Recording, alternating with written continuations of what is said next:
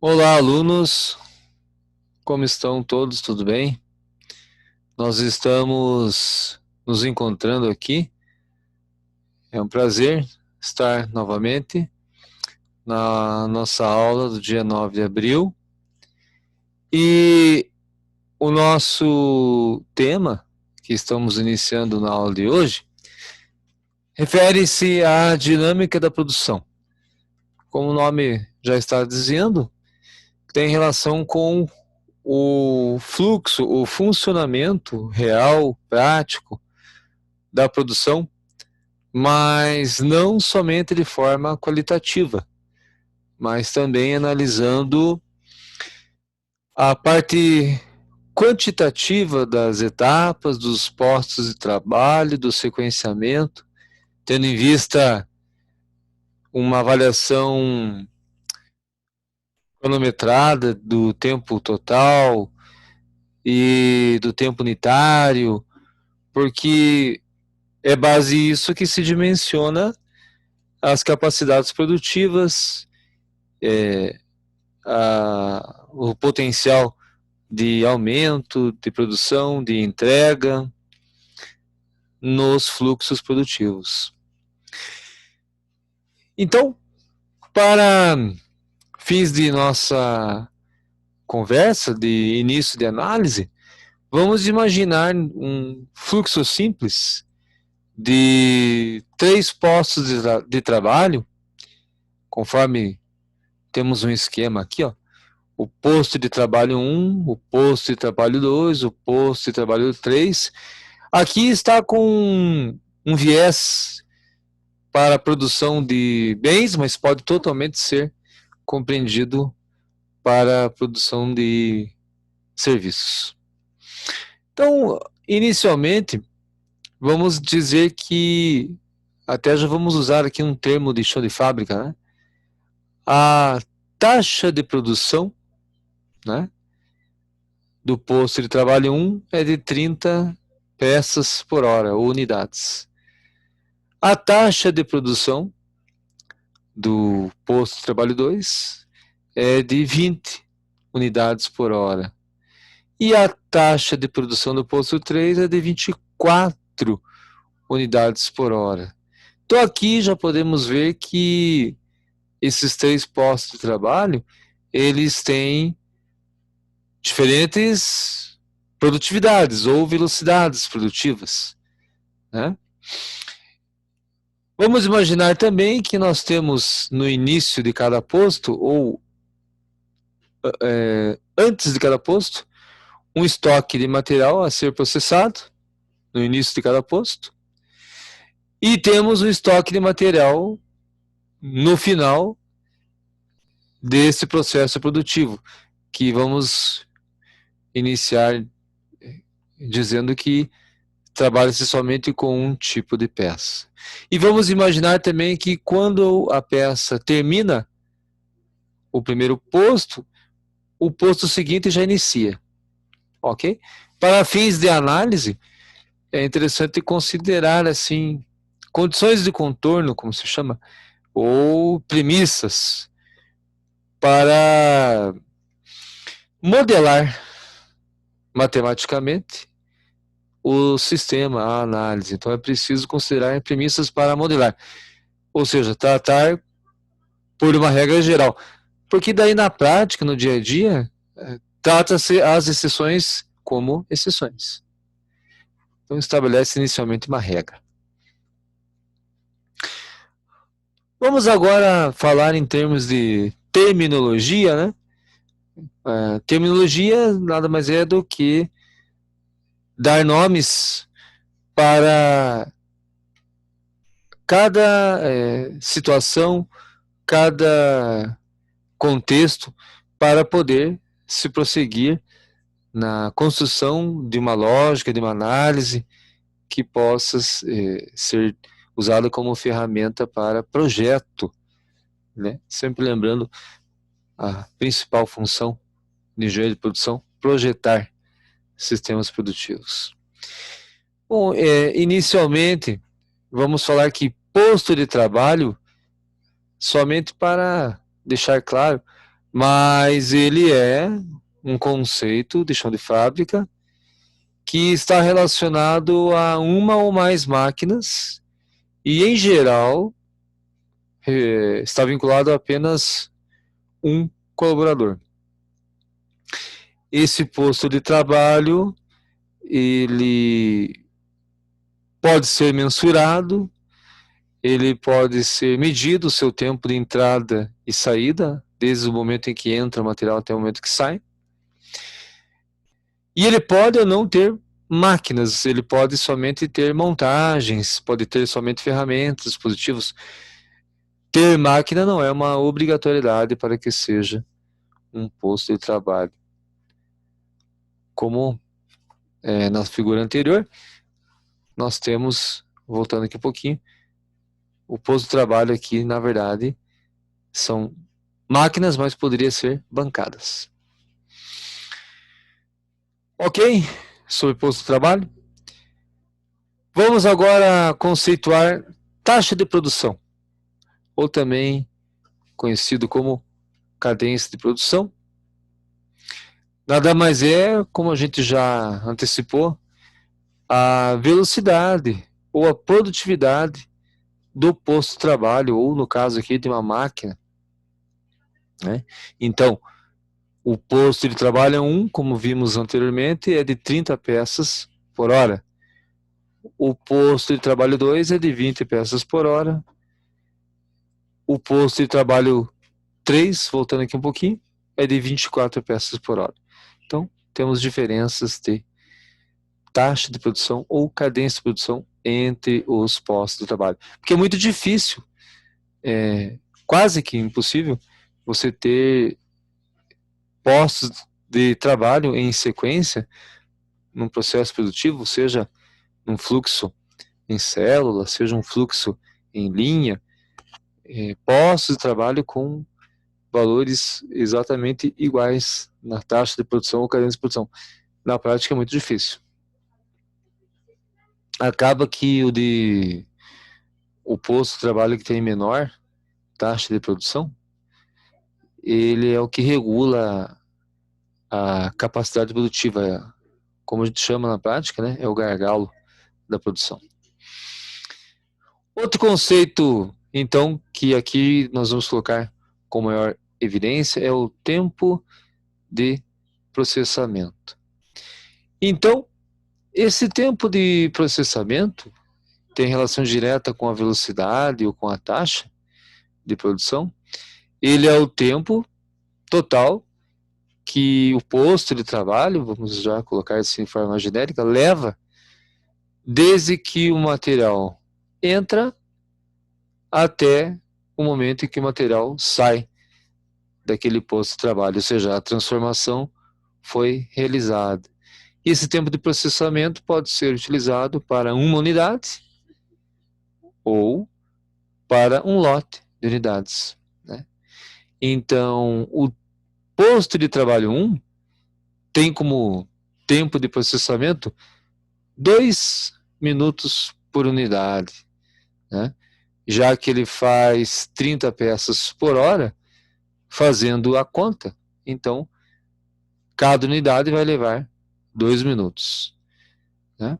E os postos de trabalho 2 e 3 são de 3 minutos por unidade e 2,5 minutos por unidade, fazendo as contas.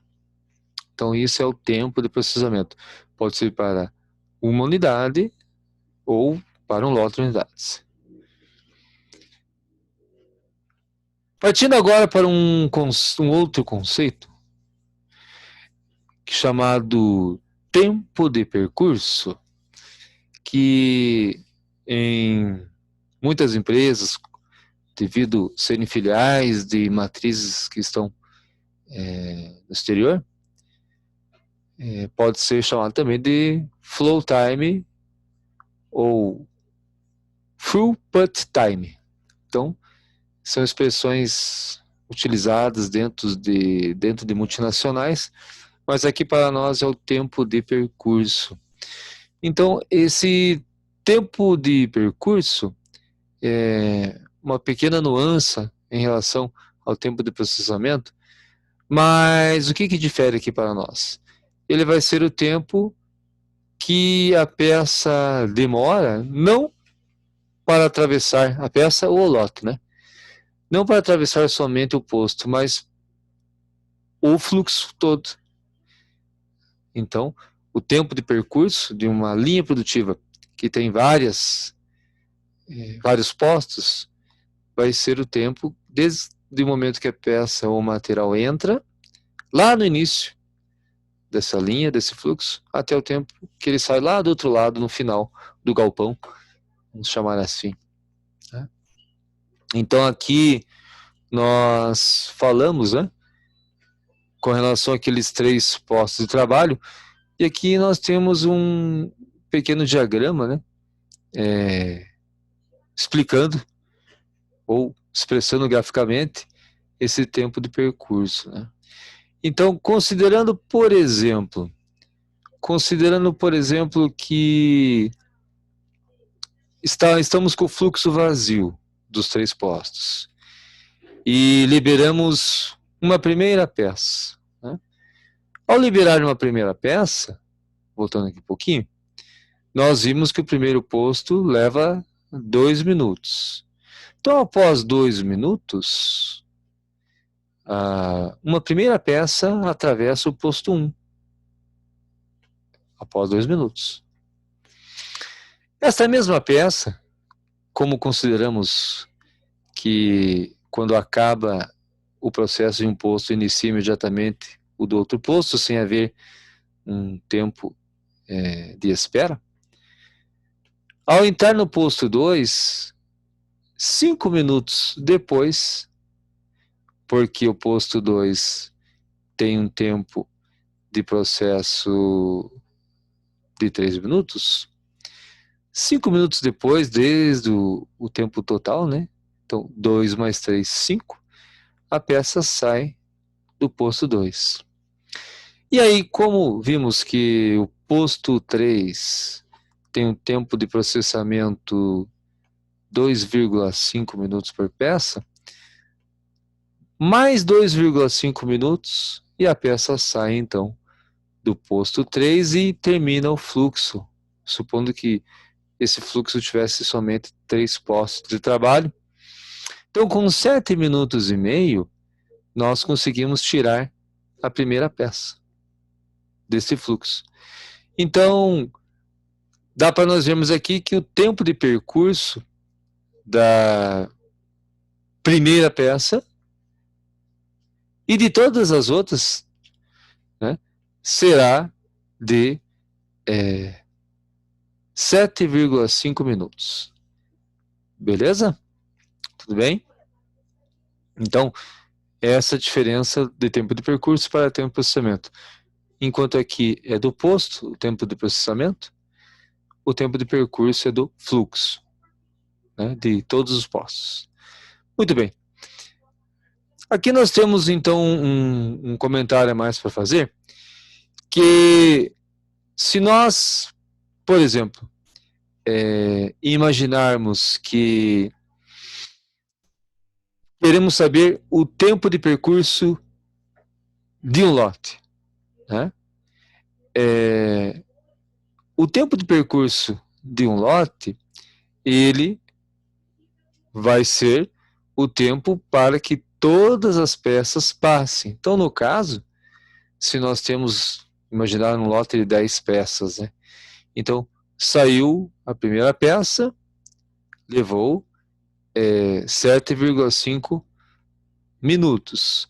Se são 10 peças, né, como cada posto só produz uma peça por vez, eu vou precisar de 10 tempos desses. Então, eu vou levar 75 minutos para produzir um lote de 10 peças, para que fique pronto um lote de 10 peças, 75 minutos, já que cada posto produz somente uma peça por vez, né, nessa análise didática aqui. Então, o tempo de percurso ele pode ser para uma peça ou pode ser para um lote de peças. Ok? Esse conceito. E outro conceito interessante a ser colocado seria o tempo de percurso médio das peças de um lote, né? Por exemplo, todo lote é 75 minutos, mas a primeira peça saiu 7,5 minutos depois que iniciou. E a cada 7,5 minutos sai uma peça. E quando completa-se 75 minutos, a 10ª peça é produzida. Ou seja, elas não tiveram, em termos práticos, o mesmo tempo, desde que iniciou-se o fluxo. Elas tiveram tempos diferentes. Então, porque as peças que estavam lá antes do primeiro posto necessitaram ficar em espera. Então, existe um conceito chamado tempo médio de percurso. E esse tempo médio de percurso, ele, fazendo os nossos cálculos, né, vai acontecer, né, vai resultar em 63,8 minutos, né? Porque você pega-se o total de tempos por peça e tira uma média, né? Ou seja, a primeira peça levou 7,5 minutos. A segunda peça levou 15 minutos. E assim você vai tendo os tempos por peça. E ao fazer uma média aritmética simples, você pode fazer até por teste, vai chegar no tempo de 63,8 minutos para esse caso aqui, didático. Então, esse conceito chama-se tempo de percurso médio de peça para um lote qualquer. Ok? Devido à espera que foi necessário ocorrer antes do primeiro posto. Então aqui nós diferenciamos também agora o tempo de percurso de uma peça, o tempo de percurso de um lote de peças e o tempo médio de percurso por peça de um certo lote. Então aqui já diferenciamos 3 conceitos diferentes. Ok? Aqui também temos mais uma representação, né, gráfica das 10 peças. Né? Então, no posto 1, leva-se 20 minutos para fazer as 10 peças. Né? Aqui, no posto 2, 50 minutos. No posto 3, fecha, então, os 75 minutos. Né? Muito bem. Aqui, então, colocamos conceitos, abordagens que leva em consideração uma situação modelada, didática, para fins de análise de conceitos, né? De 3 postos em sequência que produzem uma peça por vez, um lote fechado de 10 peças, mas claro que no dia a dia, no chão de fábrica, muitas outras variáveis acontecem, parada de máquina, falta de material. Então aqui foi uma situação posta apenas para análise. Muito bem, jovens, são esses os conceitos que colocamos para dar continuidade ao nosso entendimento da dinâmica e do fluxo produtivo, para que possamos nos capacitar cada vez mais no projeto de sistemas produtivos. Espero que esses conceitos tenham ficado claro para todos. Qualquer comentário, dúvida, sugestão, aproveitem o fórum, fique à vontade para interagir e desejo a todos um bom feriado, uma boa Páscoa para todos e seus familiares e agradeço por terem participado, por terem contribuído, assistido a nossa aula e participado no fórum. Grande abraço a todos, até o nosso próximo encontro. Até mais.